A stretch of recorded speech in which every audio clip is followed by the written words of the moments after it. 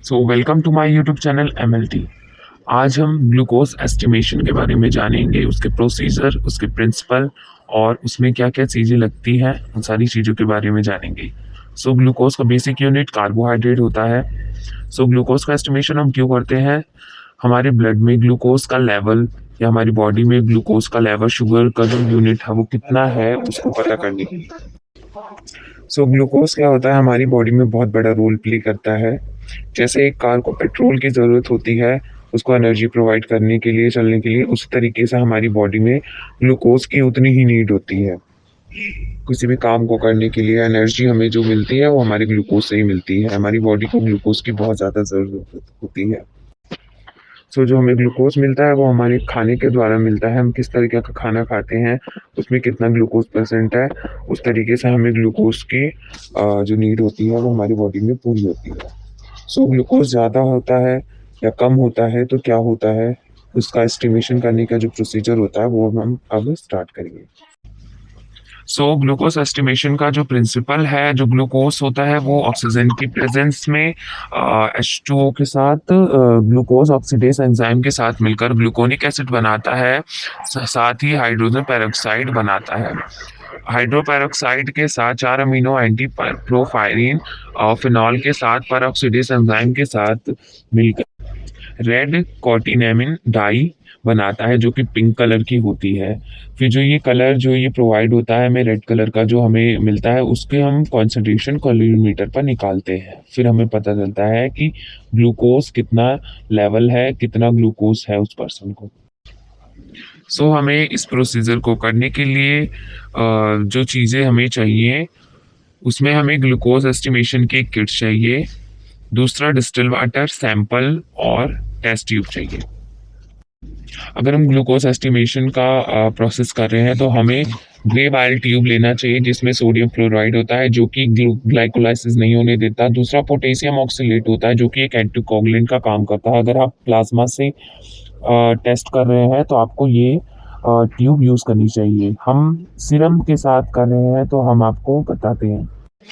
हम सीरम से कर रहे हैं तो हम क्लॉटेड ब्लड से जो सीरम निकलता है उसका यूज़ करेंगे। इसका प्रोसीजर है इस तरीके से। इसमें हम 3 ट्यूब लेंगे, ब्लैंक, स्टैंडर्ड और टेस्ट ट्यूब लेंगे। इसमें हम रिएजेंट, जो हमारा ग्लूकोज का जो रिएजेंट है, इसको आप देख सकते हैं, यही है। इसमें 1000 ml हमने इस तीनों में डाल दिया रिएजेंट। ओके, उसके बाद हम क्या करेंगे, जो ब्लैंक है उसमें हम डालेंगे 10 UL distil water. Then standard में जो हमें स्टैंडर्ड मिला है एस्टिमेशन किट के साथ, उसको हम डालेंगे 10 यूएल। देन 10 यूएल वो डालेंगे, और जो हमें सैंपल है, हमारा सीरम है, उसको 10 यूएल उसमें डालेंगे। इसके बाद कुछ इस तरीके का कलर कॉम्बिनेशन आपको देखने को मिलेगा। ब्लैंक में सिंपल है, स्टैंडर्ड में हल्का कलर है और टेस्ट में डार्क पिंक या रेड टाइप में। देन हम इसका जो रीडिंग होता है वो लेंगे। ब्लैंक में 0 होता है और स्टैंडर्ड और टेस्ट की रीडिंग हम अभी लेंगे। उसके बाद का जो कैलकुलेशन होता है वो दिखाएंगे आपको किस तरीके से किया जाता है। नाउ आप देखेंगे कि हम कैलकुलेशन कैसे करते हैं। ग्लूकोज एस्टिमेशन के बाद जो उसकी कॉन्सेंट्रेशन वैल्यूज रीडिंग निकलती है, ठीक है। Glucose concentration is equal to absorption of the test, then absorption of standard, then concentration of the standard. हमारे यहाँ पे एब्जॉर्प्शन ऑफ जो टेस्ट का ट्यूब था उसमें हमारा 0.40 निकला है, देन स्टैंडर्ड का निकला है 0.16 और कंसंट्रेशन हमारा 100। हम इन सबको कैलकुलेट करेंगे तो हमारा जो आंसर आ रहा है वो 87.5 mg/dl है। इस पर्सन की जो ग्लूकोज रीडिंग है वो इतनी आई है, 87.5 mg/dl।